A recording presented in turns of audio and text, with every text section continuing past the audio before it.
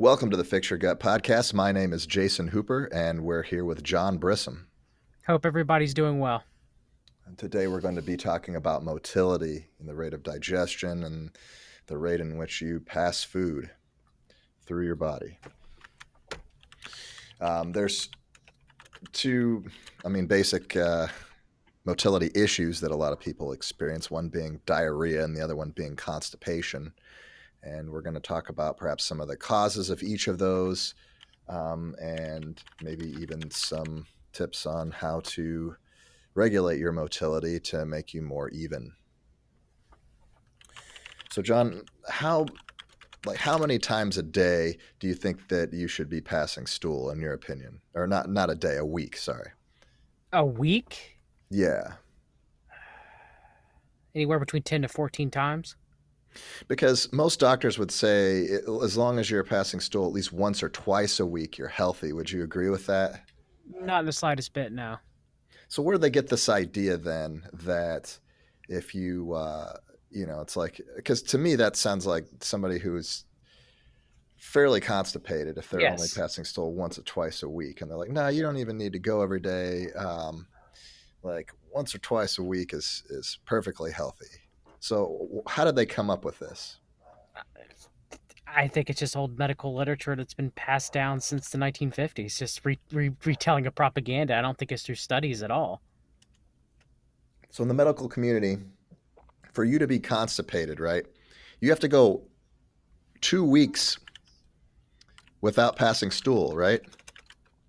Something like that. Is that Yeah, is one that to their two current weeks. standards? Yeah, 1 to 2 weeks. Yes, and abdominal pain and everything. Um, but yes, and it has to be for weeks at the time for it to be considered, chronic constipation. So constipation is having fewer than 3 bowel movements a week. I'm just looking up according to the Mayo Clinic, and chronic constipation is having that for multiple weeks at a time. Okay. Um, yeah, I mean, to me that's definitely not optimal, and to me that's definitely not healthy. Like if I was in charge of that, and like if you weren't passing stool at least once a day, there's something going on that's wrong. And once a day is probably not even optimal either, but I wouldn't start intervening unless it was less than that. Does that make sense? I 100% agree. I think for most people, they should be going twice a day, 2 to 3 times a day is optimal if it's consistent and it's quality. A good measurement on the Bristol scale, good color. It's uniform. It's soft to pass. But yeah, I mean, I definitely would recommend most people stay around that. I think usually around the Bristol scale chart, I think it's around four. 4 to 3. Four being optimal.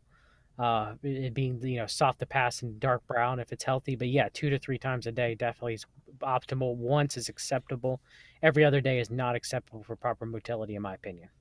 Let's talk about the Bristol scale just a little bit. I hope nobody's eating and listen to this podcast because it might get a little graphic here. But just talk about um, what's healthy, sort of in the middle, and then what's considered to be loose and hard stool. Eh, Okay, so as far as the Bristol scale, you have a scale from 1 to 7. So we start like type 1 or starting at 1 is where you deal with constipation. So 1 is like separate hard lumps that are very difficult to pass of stool. That's severe constipation. Okay. And then from there you go up to type 4. Type 2 is mild constipation, is kind of lumpy and sausage like. Type 3 is kind of like sausage shape with cracks, but still somewhat normal to pass. Type 4 is very smooth to pass, very uniform, like a snake. Type 5 is when you start getting into diarrhea, where it starts becoming soft, but they're fully formed blobs. 6 is mushy consistency of stools, which is mild diarrhea. And 7 is like most people probably have had in their life and is very uncomfortable when you're just passing water after eating a bad meal at Taco Bell. So yeah, 7 is complete, diarrhea. Why you got a bag on Taco Bell? Aren't they a sponsor? At least no, not Colin Blow, not good old Colin Blow Taco Bell. They're not a sponsor, I Jason. thought didn't we write a blog on like the cure for constipation? Maybe Popeye's chicken. Huh? Or I guess you could also say it could be Taco Bell too as well. Either war. I guess it's spices in the Popeyes chicken, huh? I don't know what it is, but Popeye's chicken.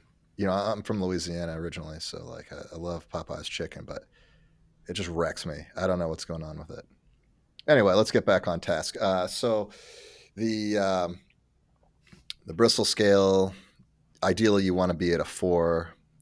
If you're at a 3 or a 5, are you still in decent shape, or when should you start to intervene? Yeah, if you're a 3 or a 5, if you're 3, yes, you should just probably drink some more water, use a squatty potty, for proper defecation posture, put less pressure on the puborectalis muscle, and probably take a little bit more magnesium, maybe eat a little bit more, vegetables to try to, get a little bit more softer, maybe eat less nuts to get it to a 4. If you're a 5, again, you might want to cut back on magnesium if you're maybe taking a little too much, or vitamin C, which are osmotic laxatives. And you might want to eat a little bit more fiber to see if you can bound up your stools a little bit more. Healthy fiber. For some people that could be organic oatmeal. For some people that could be brown rice. But yeah, I mean, if you're around that, you just kind of want to get it to a 4. But if it's not a 4 every day, that's fine. Some people might shift between 3 to 5, depending on the makeup of their microbiome, or their fat, how their migrating motor complex is, and we'll talk about that later. But yes, most people want to work towards a 4. Some people may never get a 4. 3 and 5 are acceptable, as long as it's not interfering with your life. You're not, with 3, you're not getting any type of hemorrhoids or any type of anal, rectal irritation. And 5, if you're not, having, more than 2 to 3 stools a day. Like if you're having 5 or 6 bowel movements a day and it's type 5, then that's a problem. You're starting to develop diarrhea. So yeah, I mean, shoot for 4, but if you're 3 and 5 and you're asymptomatic, you're still having 2 to 3 bowel movements a day, and your stool's, brown, and you're not losing weight or anything like that. It's okay. All right. So you talked about a couple of interventions there, things that might help, and we'll go over those later. But before we do, I want to talk about stool color for a little bit, and most of the time, color's not going to be an issue, right? Unless they're yellowy or white Or or black, black. or Yeah, yeah. jet black. So I guess, yeah, there's a few colors that you need to worry about, but the green stool is usually not an issue. That's the one that's usually surprising to people. Like if they eat, Most of the time, that's plant matter or food coloring dye. Most of the time. yeah, for me, if I eat nori, right, like that seaweed wrapper stuff, like in sushi or something, I think like some of the green like leaks out or whatever. I don't know what that does, but then that's like the The chlorophyll. yeah. If I want to have green stool, like that's my go-to. Not that I want to, but Yeah, green that'll do. stool's usually eating a lot of green leafy vegetables, nori, foods that are green, or green food coloring. Hopefully, you're not eating green food coloring. Food coloring's bad for you unless it's natural. Um, but yeah, I mean, most of the time, green stool isn't necessarily a sign of something serious. So yellow stool, that's where you have those like Too much fat. oily, yeah, those oily stuff that can be actually a pancreatic or not pancreatic. Sorry, not Bile issue. pancreatic. No, it could be Yeah, yeah. pancreatic too. Any of that whole area could be I was liver thinking issues. gallbladder, like Yeah, gallbladder issue. Yeah. Statorrhea, which is fatty stool, having yellow stool. That can cause many different things in the biliary, general area. So you can have liver issues of not producing enough bile, or sluggish bile, because bile is useful for the emulsification of fats in the small intestine. It can be from having pancreatitis, or pancreatic cancer, or liver cancer, or any cancer in that general area can lead to that. A blocked pancreatic duct can also lead to that, because bile is not able to get through properly to emulsify the fats. And gallbladder issues, gallstones, bile not being properly released by the gallbladder. Because remember, the gallbladder is not a vestigial organ. It does serve a purpose. Through the far sigmoid X receptors, it is actually what times the release of bile. That is not your liver. So that's why many people who get their gallbladders taken out can end up having bile dumping issues for the rest of their life, sadly, because of that, if the body cannot adjust properly. But yeah, those are the seem to, and also I guess there's one last thing too is you can have a dysbiosis of bacteria that deconjugate bile, Yeah. and that can lead to diarrhea too as well, or yellow stool. But those are the usually causes of having high amounts of fat in your stool, which is why the stool is yellow. Right. It's yellow because of the bilirubin, right? You talked about the biliary No, it's the cycle a little bit. undigested fat that gives the stool actually a yellow, greasy appearance. A lack of bilirubin leads to a pale stool Well, because it's the bilirubin. I thought it was too much bilirubin because bilirubin is yellow, and like what happens is if you like bilirubin's actually the compound that's used to break down hema,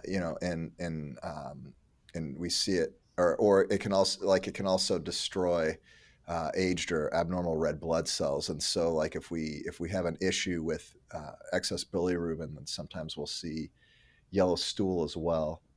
Yeah, you can in people who have Gilbert syndrome, for example. Yes, that can happen too. Because it Um, normally, like, we have bilirubin and it's excreted through the bile, right? And so what happens is if the bile is functioning properly, it's coming out and digesting our fats and stuff properly, then we don't see that yellow pigmentation occurring. But if we have an abnormal bile increase, start getting those yellow stool things where everything's oily, fat's not digested. We see the non-digested bile coming through, and we don't get the breakdown of those because normally what happens is when bile breaks down, like stercobilin and other parts of our food, it turns the feces brown because you get the um, let's see if I can remember, like you get basically the full color chart, right? You and get the yellow from the bilirubin bilirubin also and the turns it brown too, as well. right. Yeah, because that bilirubin's yellow, and then you get the green from the plant matter, and then the reddish colors from the meat, the proteins that you're eating, and Because so remember, basically it a turns lot of the a lot of the bile jasons reabsorb through the enterohepatic circulation, about right. 95%, and the rest that's left in the stool that's dark brown is the conjugated bilirubin because Yeah, it's not reabsorbed. and a lot of that's passed to the urine as well, which is why your urine can be yellow, is because of the bilirubin as well. So, um, normal to have yellow urine. Yellow stool means that there's the enzymatic reductase isn't doing its job. So a lot of times you see undigested fat, and you see the color of the stool. Um, but yeah, the that can a lot of times be caused by dysbiosis, right? Yes, bacteria can deconjugate bile because many bacteria, bile is very caustic to a lot of opportunistic bacteria, so they have to have ways to deconjugate the bile to break it down.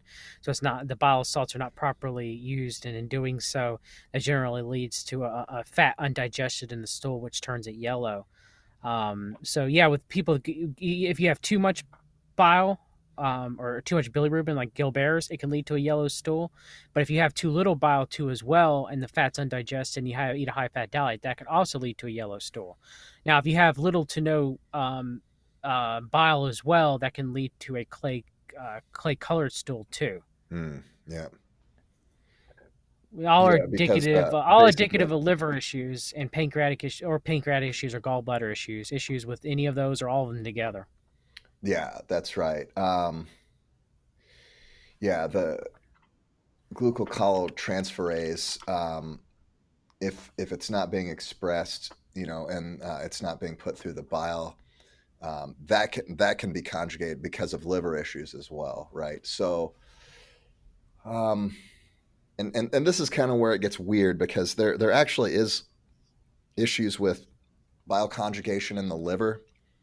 But like when you start talking to people that are, to people that are a little bit more crunchy, that start talking about like liver conjugation and all this other stuff, like that's a whole different thing, right? Like the sort of like the, mm, I'm talking about the people that are always talking about like, oh, the reason why your hair's turning gray is because of liver conjugate, like all this other, like that. Yes, You know what I'm there's talking about? such thing So as stagnant. There is such thing as stagnant bile, but they make it out to be everything. right, Like your bile is supposed to be flowing into your gallbladder and circuit. There's also the hormone CCK that also helps control that too, and also the bile being expressed into the ducts during digestion and into the small intestine.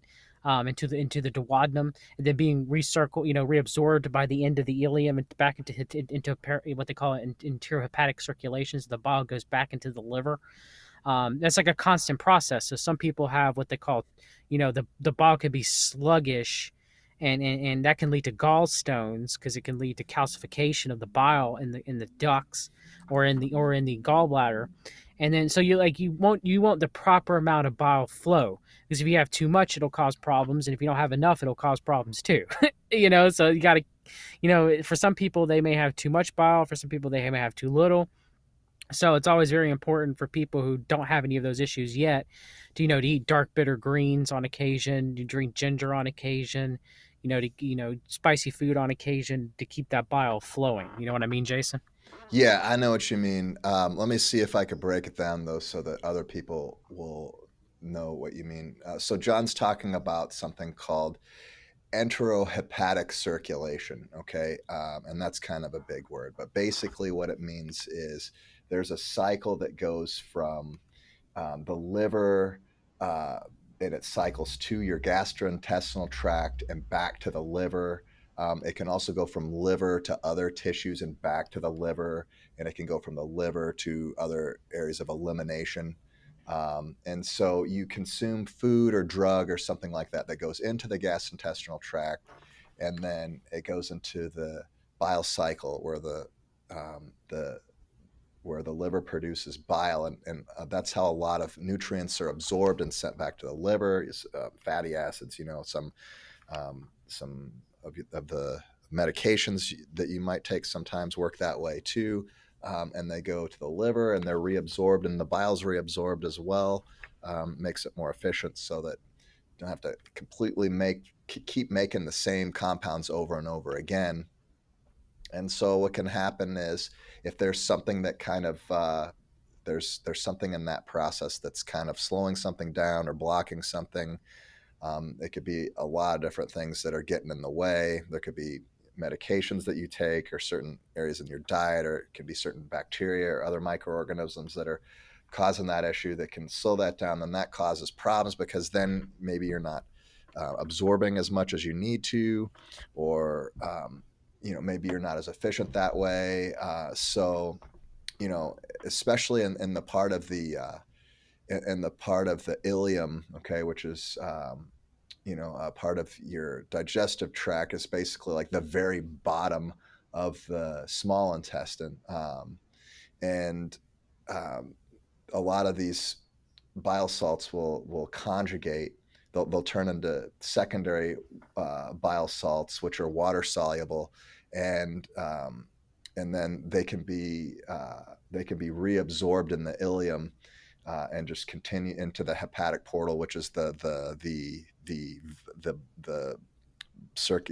veins that come from the the intestines that lead back to the liver. So, like what John said, is that bacteria can deconjugate both primary and secondary bile salts. So the non-soluble, the fat-based bile salts, and the secondary conjugated bile salts back into lipid-soluble bile acids. Okay, which are they some of them can be passively absorbed, but a lot of them are just passed through, which is how you can get that yellowy stuff, that yellowy stool.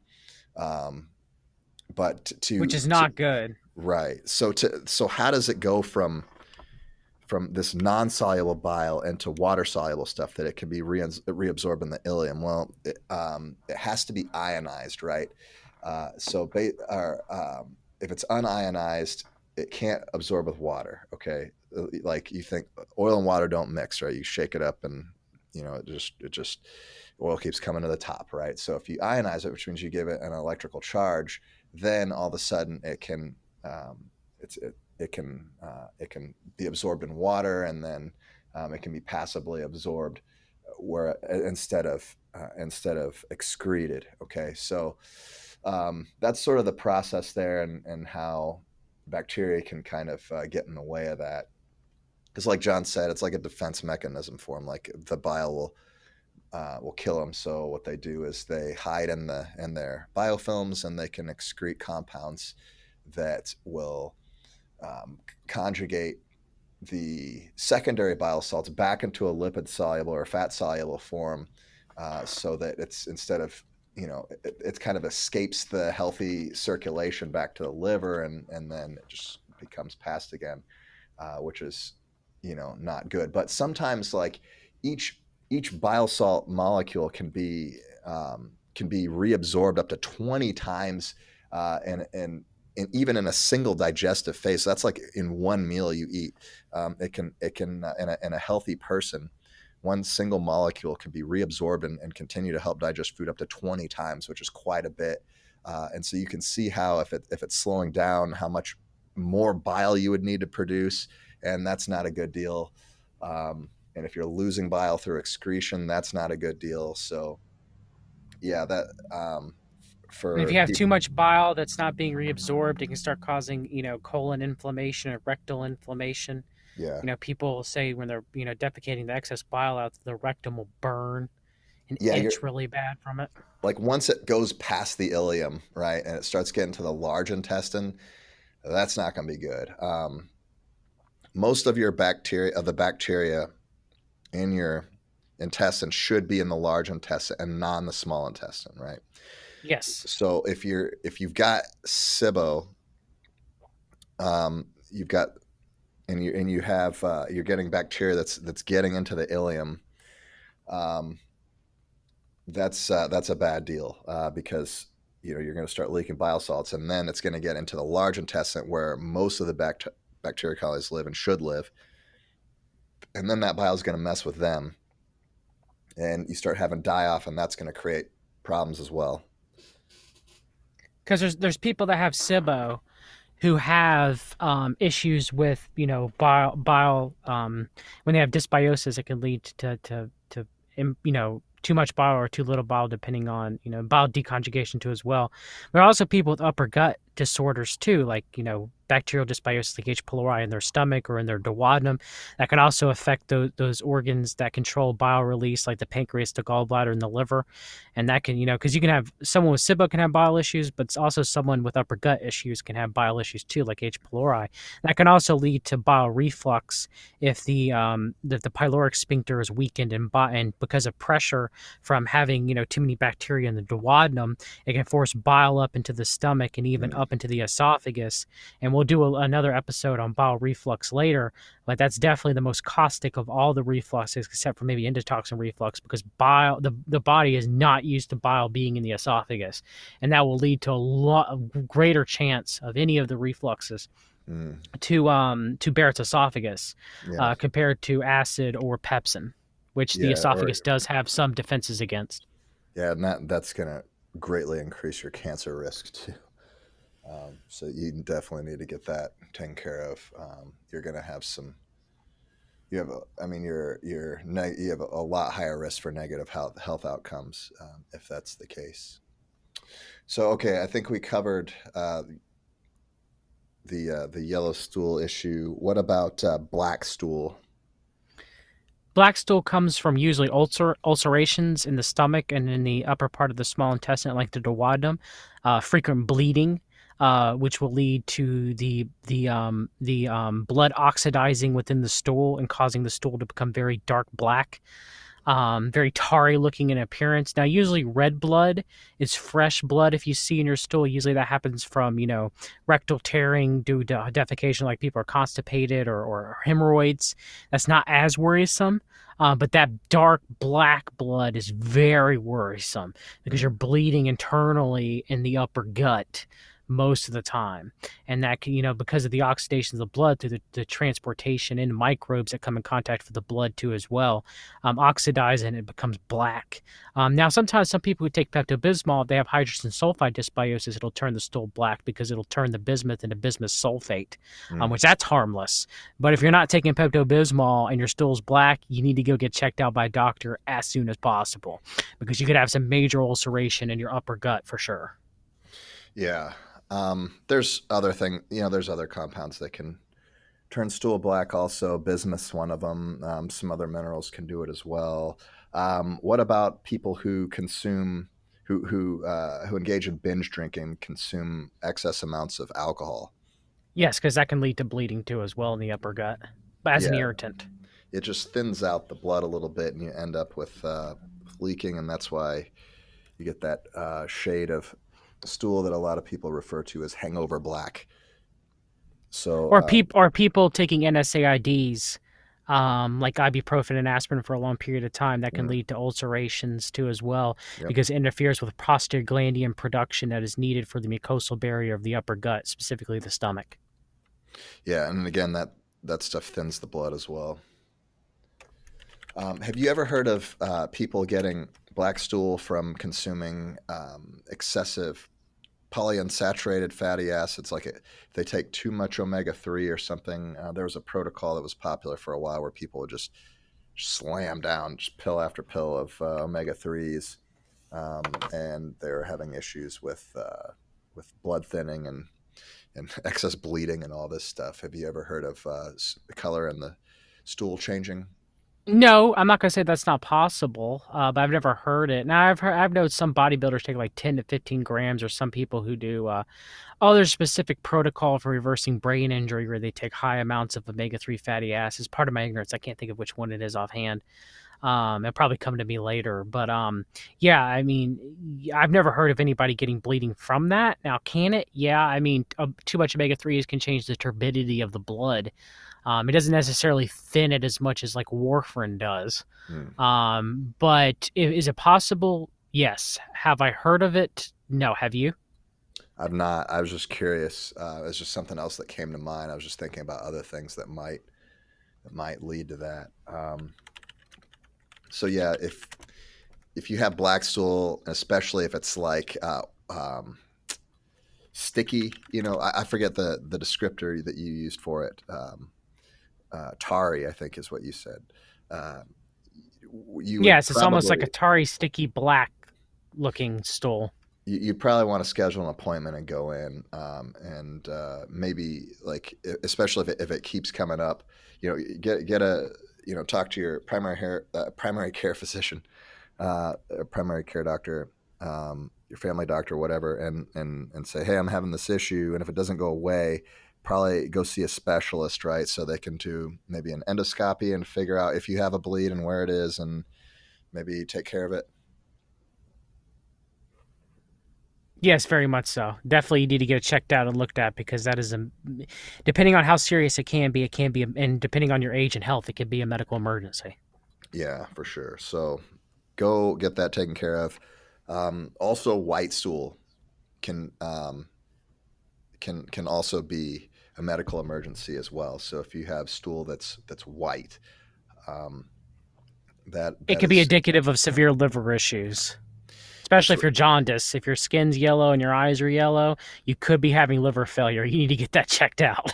Or if you're having severe abdominal pain, it could be chronic pancreatic or pancreatitis, or a blocked bile duct, or mm, blocked gallbladder. Yeah, you definitely need to, if you're having abdominal pain or severe right shoulder pain, fever, sweating, blood sugar regulation issues, any of those things, and you're having, pale, completely pale white stool, you need to get checked out ASAP. the other thing that it could be is a blockage in your gastrointestinal tract. Like sometimes I had a client once whose GI tract collapsed at one point, and so what happens there is when everything gets backed up, the the bile just kind of bleaches the stool into a white color, and then it starts moving again, and you pass it, and it's white, and again that's a medical emergency. You need to go get checked out immediately. So if you have white stool, what would you say? Skip the your family doctor or your PA and go straight to the emergency room. If you've been chronically constipated for a long time or having any severe abdominal pain or any of the symptoms that I said earlier, yes, the same with black stool. If you have dark black stool, and you're like you're a chronic alcoholic, or you're taking a lot of NSAIDs, or you have ulcers or H. pylori, and you're having severe abdominal pain and black stools, and feels like around your stomach too. If you're having ulcerations, you need to go to emergency room. Yes, for sure. But They not can't be not medical for emergency. black stool, not like one time, like you go to the No, no, no, restroom no, and you're no, like a no. If it's a chronic chronic. issue over a Okay. period of a couple of days, But for white and stool, if you have it one time, would you go in to the emergency room?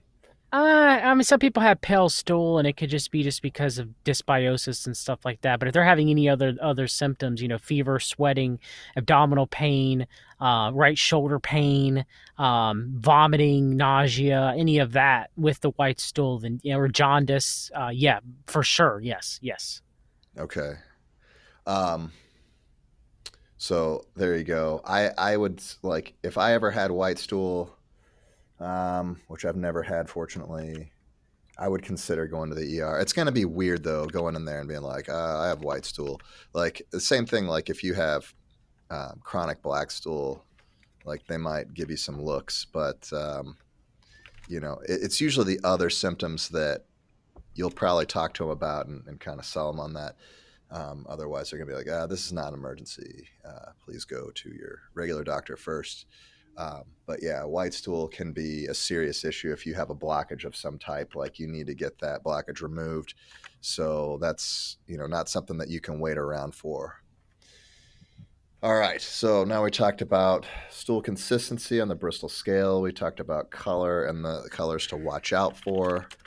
Um, and so I guess let's move on to constipation, which is what a lot of people suffer from, especially with our American Standard Diet and our sedentary lifestyles. A lot of people suffer from constipation because we're eating stuff that is not natural to our biology, and we're not moving around. And exercise and movement that helps with your motility. So a lot of people suffer from chronic constipation.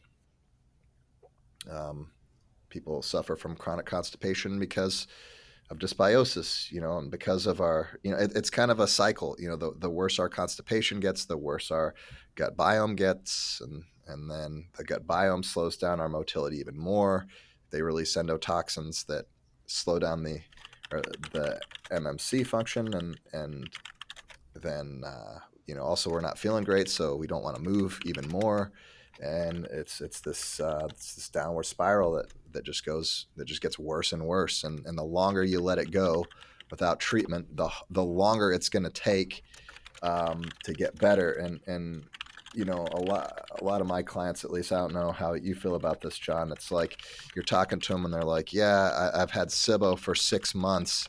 How long is this going to take to reverse? And usually the answer is, well, it usually takes the same amount of time to get you better as it did to break you in the first place. And they're like, well, Very much so. it's going to take me Very much so. it's going to take me 6 months to get better. I thought I was just going to be able to take a pill and you're going to get immediately better. Like, no, this is like a lifestyle change. You're going to have to do this, and it's going to get better along the way. Don't get me wrong. Like after a couple weeks, you're going to be feeling loads better, but you're not going to be 100%, for at least 6 months. If it's gone for years, again, it's going to take years to get you better.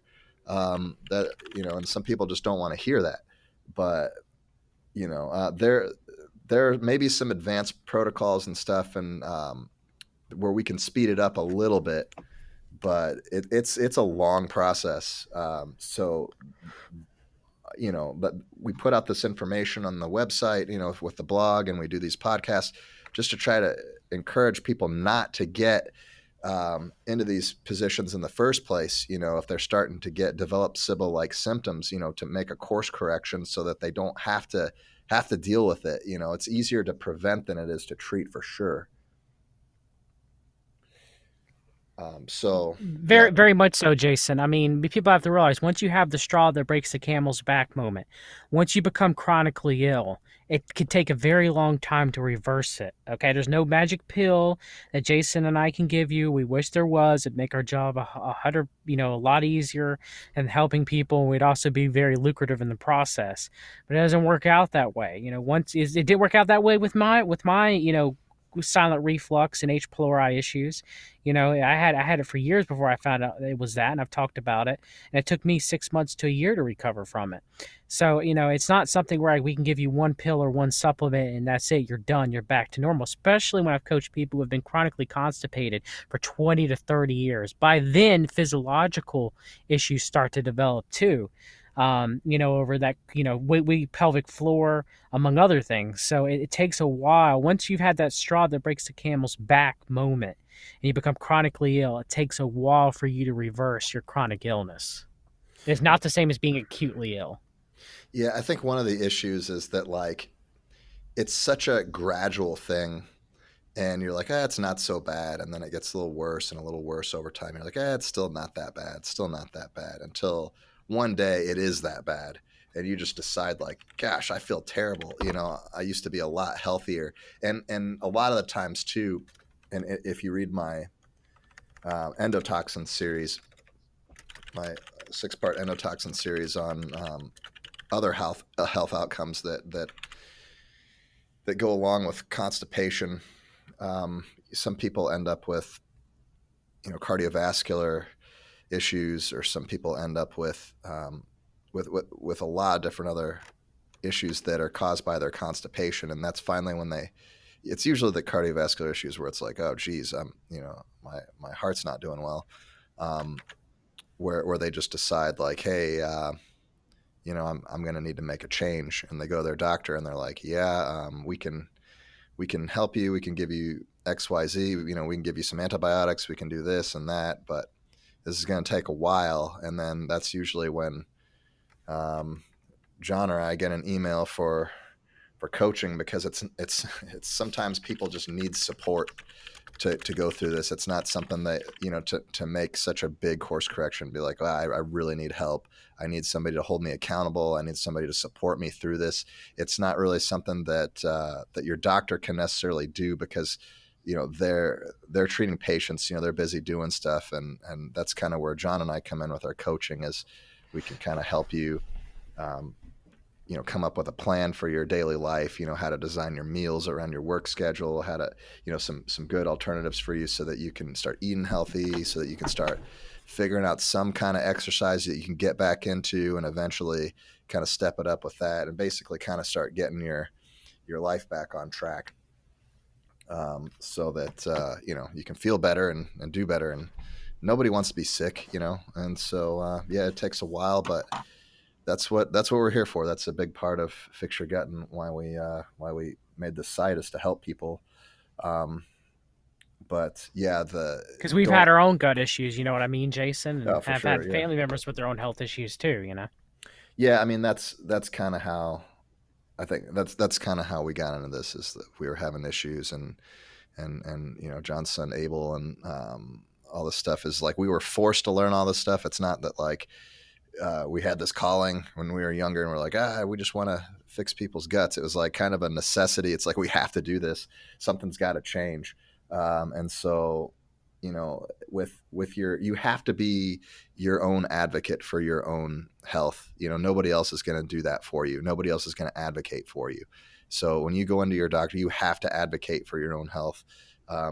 Or, you have to research, you have to do that. John and I have done a lot of research to help people, to help figure their situation out. There's a lot of people that are just sick and they don't know why, and their doctors think they know why, and they write them a script for whatever, and it turns out to be something else. But a lot of times they just have to research and find, and dig through and find. And so we try to get resources and put them out, and try to help people. And, if they need extra support, that's what the coaching's for. So we're there for you. But yeah, don't let that constipation go. If it starts getting worse, if it's like, you're not going every day, and then it turns into you're not going every other day and whatever. Like, don't wait until it's like, well, I'm going once every 2 weeks or I'm going whatever. Like that's not a good thing. I mean, for me, um, I go as often as my meal frequency. So I eat breakfast, and then an hour later I pass stool. I eat lunch. An hour later I pass stool. I eat dinner. That it's just the new food coming in pushes the old food out. That's kind of how it works. My average bowel transit's about 24 hours, and I think I'm in fairly good shape there. One thing you can do, other than just bowel frequency, but you can see like your bowel transit time. One trick that I learned about is, you can take some activated charcoal, which will it's another thing that'll turn your stool black, and it's not that like that uh, sticky tarry black stool. It's just like black, and you can take like a handful of activated charcoal pills, and then just kind of see when the color of your stool changes, and you're like, okay, that's my bowel transit time. And your bowel transit time should be somewhere between probably 18 to 32 hours, when you say, John.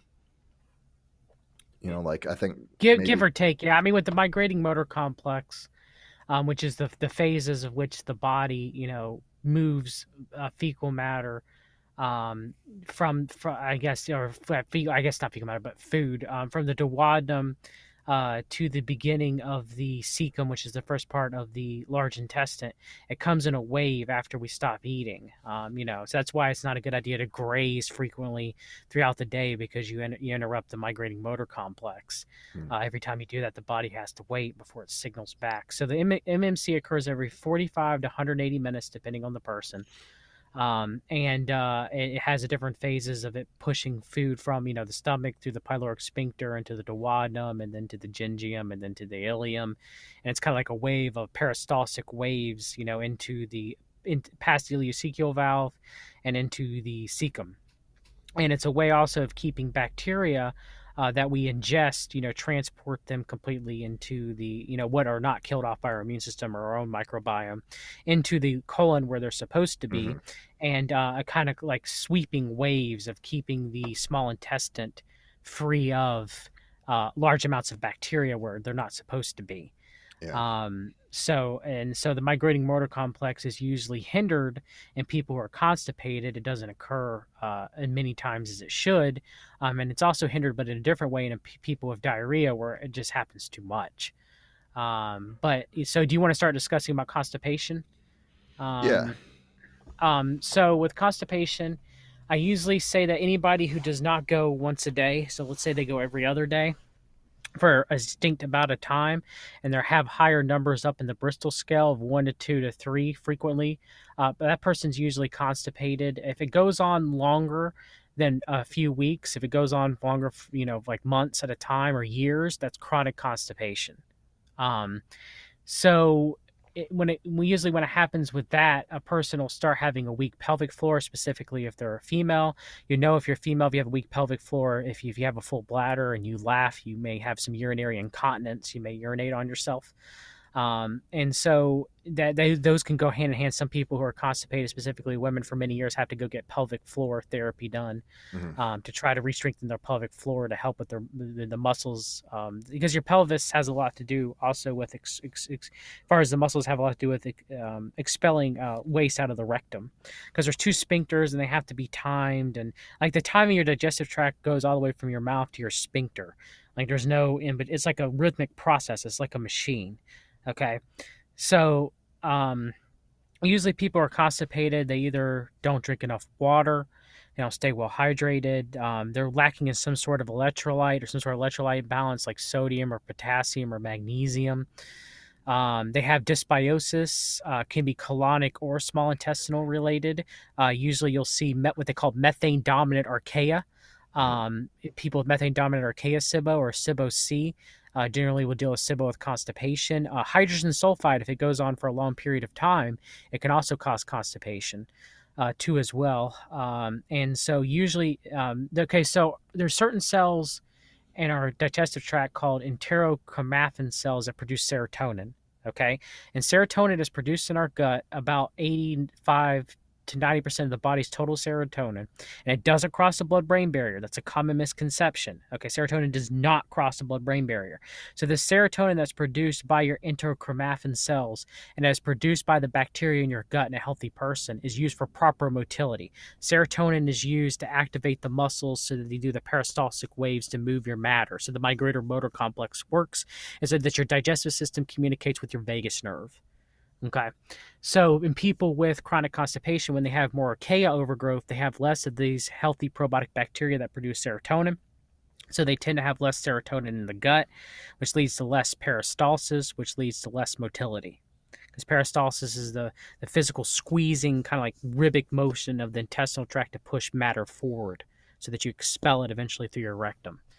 So it has to, you have to reduce that archaea dysbiosis. I've written a very extensive blog about it on Fix Your Gut. We should do a stream. We should do a live stream on, or not live stream, a podcast on archaea one day, Jason. But I think, so most people they'll test very high in methane on a breath test. They might have the main archaea's Meviobracter smithii that may come up high in a GI effects test in someone who's chronically constipated. So you have to reduce that archaea dysbiosis. You have to improve the migrating motor complex using a squatty potty, exercise, or moving regularly. If you don't move, you're sedentary. That can lead to constipation. If you exercise frequently and you're still constipated, and exercising more generally doesn't help. It only helps people who are sedentary. Reducing archaea dysbiosis, maybe supplementing with triphala, which has been shown to increase motility, or 5-HTP. Ask your doctor about using 5-HTP or L-tryptophan. Do not use those if you're taking an SSRI. It can increase serotonin to an unhealthy level. But using those may help increase motility as well. And using a squatty potty to put less pressure on the puborectalis muscle can help. And for some people, increasing their prebiotic intake, their smart prebiotic intake, a 2FL Hologos or GOS, that can help. For some people, it can make constipation worse. It depends on the state of their gut. Do you have any recommendations for constipation, Jason, before we move on to diarrhea, or anything that I missed? I really like the prebiotics. The two that you talked about, especially. Those tend to have the most long term benefits. What I would dissuade people from doing is trying to take some sort of, I don't know. Sometimes people will overdose on magnesium citrate or something like that, or sometimes people will take a laxative. And I would definitely dissuade people from doing that because of the rebound effect. Well, you don't want Um, to give yourself diarrhea, but giving yourself enough to soften the stool mm. properly, that can be beneficial. That's different than what I'm talking about though. Like if you're just giving yourself Drinking a drinking the bottle of reasonable, magnesium citrate and doing right? colon blow. Yeah, yeah, No, no, yeah. no, no, no. You do not want that. Or No, taking no. or taking any general laxative from one of those over the counter deals, I think is a bad idea. When we start talking about diarrhea too, I'm going to talk about the hazard of using opioids, like Imodium AD and whatever to slow down the MMC function. I think that's a bad idea too. I think you're gonna actually get worse constipation from the rebound effect. So yeah, I mean, another thing that I would encourage people to do is to exercise, is to get up and get moving. Um, if you're not used to exercise, just go for a walk. Start with a 20-minute walk and see how you do, and then maybe the next day a little bit more, and then maybe after a week or two you're up to an hour walk, and then once your body's feeling loose, maybe you can try some resistance training, or maybe just some body weight training. Maybe do some air squats. Maybe do some assisted push-ups or push-ups on your knees or something, just something to start getting your muscles moving. That's all good for your MMC function, because your MMC function is ionic, right? And so um, you need energy for that to happen. It's like electron transport through the small intestine. It's kind of like a shivering effect of your intestine. That's how stuff starts moving around. So yeah, like exercise is extremely important. And if you're sitting around all day, It's not going to help your constipation. So get up and move. I think it's as important as your diet is to do some form of exercise daily. And I'm not saying like go train like you're a professional athlete, or don't go train like me. Just do what you can do and get moving and make it a part of your lifestyle. Yes, and one last thing is some people who are chronically constipated can look into or are dealing with SIBO can look into doing a what is known as a ileocecal valve massage a few times a day during in between meals. Of course, run that by your doctor. There are many videos online. Dr. Jockers has a good one on how to properly do it, but that can also help too as well. Help with proper motility. So, do you want to talk about diarrhea now, Jason? Yeah, let's do that. Um, So, so go ahead. yeah, diarrhea is kind of like constipation in that it can be chronic, and you can end up with some health conditions. It might be that you got food poisoning one time, and all of a sudden now you have dysbiosis, and now your stools seem to always be softer, and you seem to be going more frequently, and that can be also just a downward spiral into just chronic diarrhea. And that is just as bad as constipation. And the longer you let that go, just like constipation, the longer it will take to treat. And you end up with the same risks of endotoxin and the same risks of a lot of other things we talk about. Hydrogen dominant SIBO, where you have bacteria that, not the archaea form, which are actually not bacteria, but we call it SIBO anyway for some reason. Don't know why, but that's what we do. But with the hydrogen dominant SIBO, we end up with bacteria that irritate the gut lining, and so it causes you to have more diarrhea. Uh, and Because of again, all the endotoxins that they're producing, or pyrotoxins, or toxins if they're gram negative or gram positive. But gram negative bacteria specifically, especially proteobacteria, are known to cause potent endotoxins like salmonella, for example, mm, that really trigger an osmotic effect in the gut and trigger diarrhea long term, right, Jason? yeah, like the H. pylori and some other thing, the Campylobacter, yeah, there's a lot of them that can really mess you up. As well, and they weaken the tight junctions. Okay, so like the tight junctions are like the cells in your intestines that prevents, or that it's supposed to keep compounds out of your bloodstream, but if they open up, stuff starts passing into your bloodstream that's not supposed to be there. The gut barrier starts to weaken, and that's how a lot of these toxins end up getting in your blood. And what happens is that once they get into your blood, there's not really a great mechanism in the body to deal with those endotoxins. So a lot of times um, they end up sticking to your high density and low density packets, so LDL and HDL, and they kind of block them from being able to transport fats.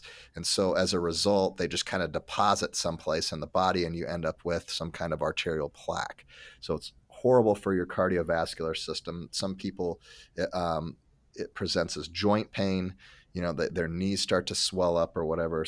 For some people, they're just out of breath. There's a lot of different negative health outcomes that are associated with this. So yeah, definitely don't let it go for a long period of time. For a lot of people, it causes inflammation in the brain. That a lot of people with diarrhea also have a lot of anxiety, and they're nervous, they're worrisome, because their vagus nerve is so active, and they become so Th1 dominant that they just become these little jittery chihuahuas, and they just and that certainly doesn't help much. So yeah, definitely do not let that go. You need to change your diet and your lifestyle, and get that taken care of, so that you can get back to normal and get back to healthy. Yes, and when you have dysbiosis and SIBO, that can cause diarrhea if it's separating from food poisoning, which food poisoning is usually from toxins that irritate the lining, and foodborne illnesses is when you ingest certain pathogens that can lead to digestive issues. There's a differentiation between the two. But in people with SIBO, for example, or even colonic dysbiosis, or even upper gut, they have certain bacteria that produce toxins that irritate the gut lining and cause the osmotic effect that Jason had talked about. It can lead to chronic diarrhea of upwards of 10 to 20 times a day, which can lead to severe dehydration, especially in the elderly. It goes on for a long period of time, which can cause middle cognition issues and delirium and many severe problems if a person is chronically dehydrated, heart arrhythmia issues. Um, but it can happen because these bacteria, they produce excess amounts of serotonin. It's kind of like the opposite for constipation when a person has archaea dysbiosis, which archaea, like you mentioned earlier, Jason, aren't really bacteria. They're single cell organisms, but they're separate from bacteria. And so, these people, they have most of the time, people with SIBO, with diarrhea, their gut bacteria produce too much serotonin. And in doing so, that leads to too much peristalsis and leads to diarrhea, among other things like the osmotic effect too, as well from the toxins. So usually, people with high hydrogen amounts and breath tests generally have diarrhea. People with acute hydrogen sulfide dysbiosis usually have diarrhea. People with acute C. diff have diarrhea. However, people with chronic C. diff usually actually have constipation. I wrote an extensive blog about Clostridium difficile on Fix Your Gut about that. So usually with people with this gut serotonin osmotic regulation issue, you have to reduce the amount of osmotic laxative supplements that you take, like magnesium and vitamin C. You might have to switch to magnesium glycinate in smaller amounts because that tends to have a less osmotic effect. Um, I don't recommend the use of Imodium like Jason was talking about earlier because of two things. One, it can lead to a rebound effect.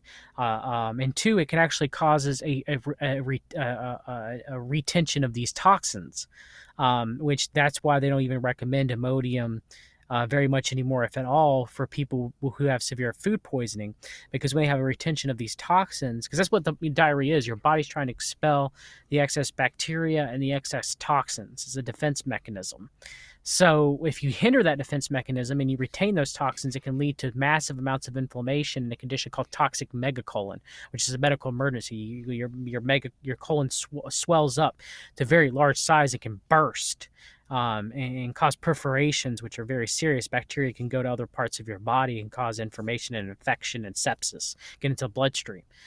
So I do not recommend the use of Imodium at all, period. I have a blog about it on fixyourgut.com of why I do not recommend it, and there's enough literature to back that up. Of course, Imodium is an opioid that supposedly does not cross the blood-brain barrier. However, there are some studies that show in people who are under massive amounts of stress that it can cross the blood-brain barrier and have a similar effect to other opioid pain medications.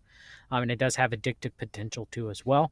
But I am not a fan of Imodium. I know you are not, Jason. So people with diarrhea pretty much, boils down to fix your gut, fix your microbiome. Most of the time, if you fix your microbiome and calm your vagus nerve, and because so for some people, too much adrenaline can also lead to diarrhea as well. You see that with runners, what they call runners trots, where runners who do marathons, and 20 to 30% of them, they'll have what they call spastic colon, which can lead to diarrhea. So if you're very nervous, very full of anxious, you can't activate your parasympathetic nervous system properly, that can also compound the issues with diarrhea too, just like can compound the issues with constipation, because your vagus nerve is what times your digestion. It's what sets up the migrating motor complex, among other things like hormones and bacteria, your microbiome and stuff.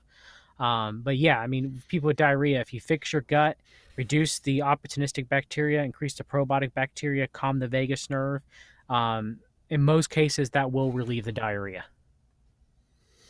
All right. Good stuff. Next week, we'll have another podcast. What's our topic next week, John? I guess more about the liver and bile reflux, and I Okay. guess we're going to go over healthier ways to try to detoxify the liver properly, and healthier ways of trying to make sure your biliary system is working properly.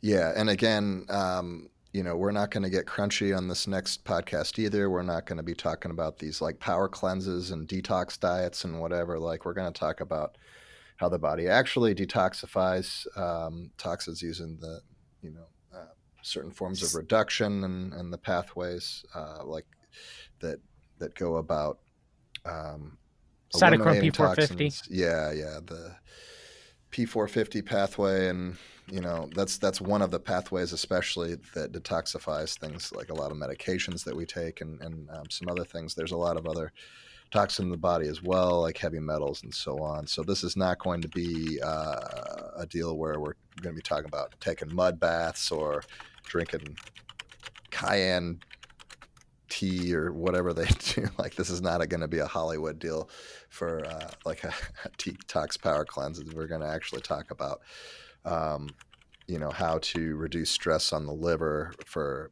for optimum biology, for medical purposes, not for weight loss or any of these silly trends that you read about, which are all bogus, by the way. We're going to talk about some actual One of the science. most important things for detoxification, Jason, as you would agree with me, is proper motility. Yes, absolutely. Yeah, the most toxins that we're exposed to are the ones that are made in our own bodies, and we'll talk about that, and how to prevent the uptake and reuptake of toxins that just continue to cycle. Um, we talk about the enterohepatic circulation. Like, it's sometimes it's hard to get rid of these toxins because they just keep getting absorbed. And instead of getting rid of them, so we'll talk about some compounds that can actually absorb these toxins and help you pass them safely through the stool without having them be reabsorbed. But yeah, it's going to be a good podcast, and I hope you guys enjoyed this one, and I hope you're looking forward to more great content from John and I on Fix Your Gut. We've got so many articles up on the blog. There's such a lot of content. If there's something that you would like to see, leave a comment, and we'll definitely start working on that. Hope everybody has a great week, and we'll see you next time. Take care.